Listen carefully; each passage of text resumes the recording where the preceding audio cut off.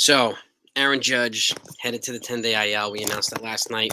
It broke while we were doing the post-game live stream. So, that sucks. I think honestly, I think him and Mr. Cortes are probably going to be out at least 4 weeks.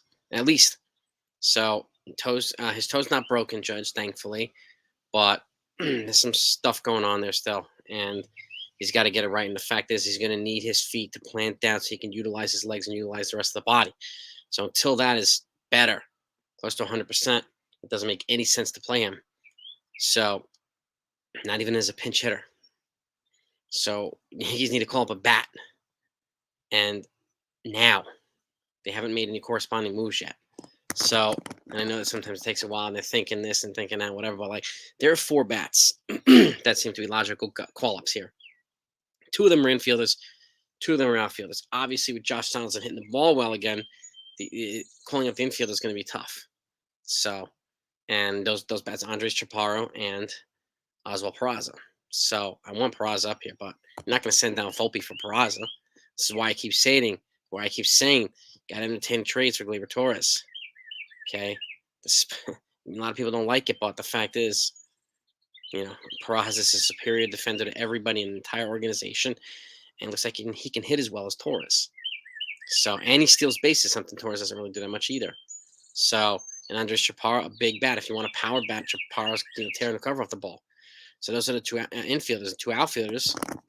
Elijah Dunham, more of a kind of a Brett Gardner-esque type outfielder that they could use. Hits from the left-hand side. He's got defense, got speed. He can hit with some power too. And obviously Estevan Florial. But the knock on Florial obviously is he's killing in AAA every time he comes up to the majors. Doesn't really do much. So, but then again, anybody that's going to come up here and replace Judge has to be given a fair shot. Period. So they're gonna have to figure something out. I'm really curious to who they're gonna call up here.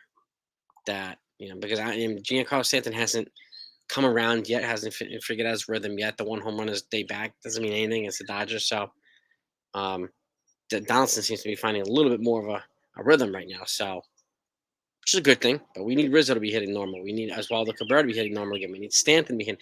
We need all these guys to be picking up because the offense is going to take a pretty significant hit without Judge, and it's pretty noticeable when he's in the lineup, when he's not, when he's out of the lineup. So, have they won games without him? Yes. Okay, but it is noticeable when he's not in the lineup. So, who do you think they should call up? This is a tough one. It really is a tough one. I mean, you could do a lot of things with a lot of these guys, but again, like where are you going to play Peraza? If you call it Peraza, that's the thing. It doesn't make any sense to call him up right now, unless they make a decision on Donaldson or Torres. So, and the logical fit seemed to be Dunham and Florial. So, my guess is one of those guys are going to be brought up here. But I mean, they could go a different route. I have no idea who. Everson Pereira's on the 40-man roster, but he's in Double A, so he's not ready yet. At least from my understanding, to my knowledge. So, it's gonna be really interesting to see. And Dominguez is not ready yet, so he's not gonna skip AAA when he can barely hit 200 in Double A. So that doesn't make any sense at all. Even though he's the popular name, a lot of folks like to talk about, and I get it. And they're highly touted prospects, and he's now their number 1 prospect. Now that Peraza's been up to the majors, not even considered on the prospect list anymore. So, it's gonna be an interesting one. Not having Judge for several weeks is gonna suck.